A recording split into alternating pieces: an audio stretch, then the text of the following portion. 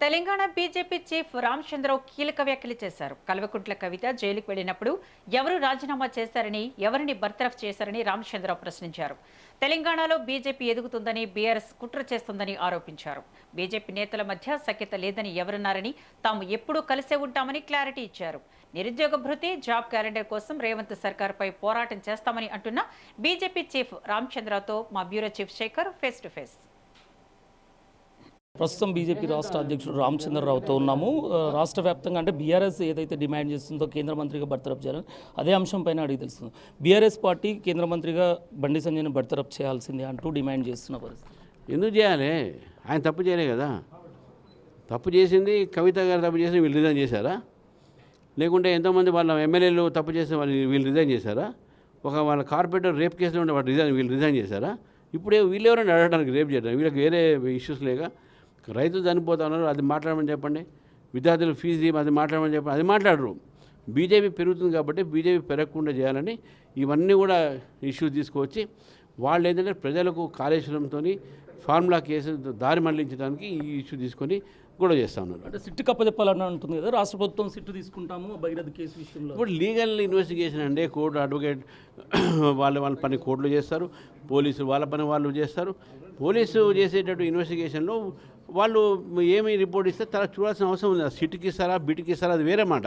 కానీ పోలీస్కి ఇచ్చినా లేదా పోలీసు అరెస్ట్ చేశారు, సరెండర్ అయిందో తీసుకొచ్చారు కదా. సెక్యులర్ ఓట్లను తొలగించడంలో భాగంగానే ఈ సర్ తెలంగాణలో జూన్ 25 నుంచి అని మహేష్ కుమార్ గౌడ్ మాట్లాడుతూ మైనార్టీల క్రిస్టియన్ల ఓటు తొలగించడం కుట్రలో భాగంగానే బీజేపీ సర్ని తీసుకొస్తుంది అని అంటున్నారు. మరి వాళ్ళు ఏం చేస్తారంట? వాళ్ళ ఓటు లిస్టులో వాళ్ళ పేరు ఉండదంట. చెప్పండి, వాళ్ళ పేరు ఎట్లుంటే వాళ్ళ పేరు ఉండవు, వేరే వాళ్ళ పేరు ఎందుకు పోతాయి? ఎవరి పేరు పోదు. వీళ్ళందరూ తప్పుడు ప్రచారం చేస్తున్నారు, భయపెట్టే ప్రయత్నం చేస్తున్నారు మైనారిటీస్ని. అటువంటి ఏం జరగదు, అందరికి న్యాయం జరుగుతుంది. అసలైన భారతీయులు అయితే ఉన్నారో, ఎవరైతే అసలైన ఓటర్లు ఉన్నారో వాళ్ళ పేర్లే దాంట్లో ఉంటాయి. గతంలో ఉద్యోగుల తరపున మీ గలం వినిపించారు చట్టసభల్లో.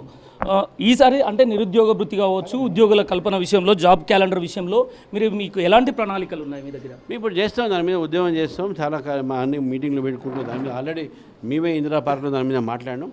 ఇప్పుడు కూడా దాని మీద అంటే చాలా వేరే విషయాలు కూడా ఉన్నాయి కాబట్టి ఆ అంశం మీద మళ్ళీ కూడా మేము ఫ్లోర్లో లేపుతాం, హౌస్లో లేపుతాం, మాట్లాడతాం. బీజేపీ నేతల మధ్య సఖ్యత లేదు, రాష్ట్ర ముఖ్య నాయకుల మధ్య అనేది ప్రధాన ఆరోపణ. అవన్నీ అబద్ధాలండి, అన్నీ అబద్ధాలు.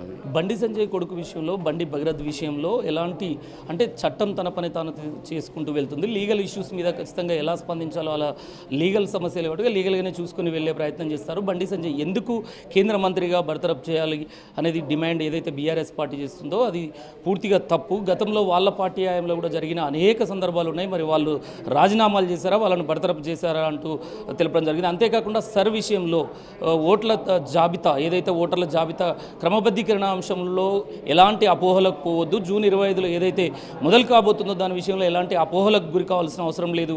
ఎవరి ఓట్లు తొలగించరు, ఓన్లీ ఏదైతే డబల్ తప్పుడు ఓట్లు మరణించిన వాళ్ళ ఓట్లు మాత్రమే తొలగిస్తారు తప్ప ఎలాంటి అపోహలకు గురి కావద్దు అంటూ బీజేపీ స్టేట్ ప్రెసిడెంట్ రామచంద్రరావు చెప్తున్న పరిస్థితి. కెమెరా పర్సన్ తరుణ్తో శేఖర్, బీజేపీ ఆఫీస్ నుండి.